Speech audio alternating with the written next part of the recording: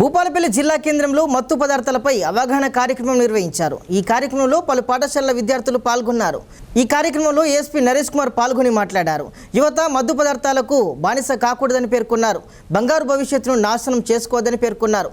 విద్యార్థులు మంచిగా చదువుకొని పేరు ప్రతిష్టలు తెచ్చుకోవాలని ఆకాంక్షించారు। ఈ కార్యక్రమంలో డీఎస్పీ రాములు, సిఐ రామనరసింహారెడ్డి తదితరులు పాల్గొన్నారు। భూపాలపల్లి జిల్లా హెడ్ క్వార్టర్లో యాంటీ డ్రగ్స్ ర్యాలీ నిర్వహించడం జరిగింది।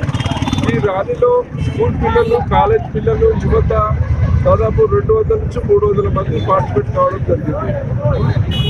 మన రాష్ట్ర ప్రభుత్వము ఈ యాంటీ డ్రగ్స్ మీద ముఖ్యంగా గంజాయి, ఓపియం, ఇంకా హైదరాబాద్లో మనం చూస్తున్నాం పబ్లలో, బార్లలో రకరకాలుగా డ్రగ్స్కు యువత అలవాటు పడిపోతుంది।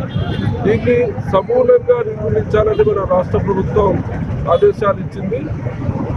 దానికి అనుగుణంగా ఈరోజు భూపాలపల్లి హెడ్ క్వార్టర్లో మేము యాంటీ డ్రగ్స్ ర్యాలీ నిర్వహించడం జరిగింది।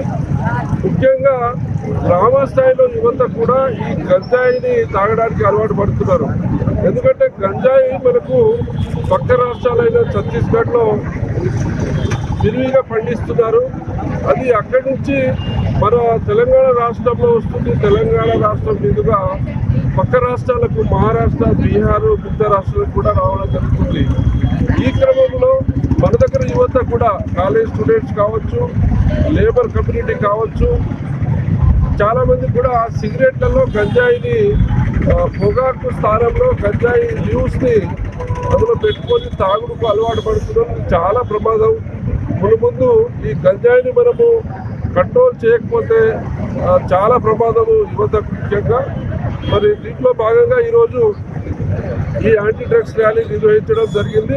మన జిల్లా ఎస్పీ గారి ఆదేశం ప్రకారంగా మన భూపాలపల్లి జిల్లాలో కూడా అన్ని పోలీస్ స్టేషన్ వారీగా ఎవరైతే గంజాయి స్మోక్ చేసే వాళ్ళు వాళ్ళని ఐడెంటిఫై చేస్తున్నాం, వాళ్ళని కౌన్సిలింగ్ చేస్తున్నాం, వాళ్ళకి గంజాయి ఎక్కడి నుంచి వస్తుంది ఆ ఛానల్ని బ్రేక్ చేస్తున్నాం। ఖచ్చితంగా గంజాయి తాగే వాళ్ళ మీద కూడా యాక్షన్ తీసుకుంటాం।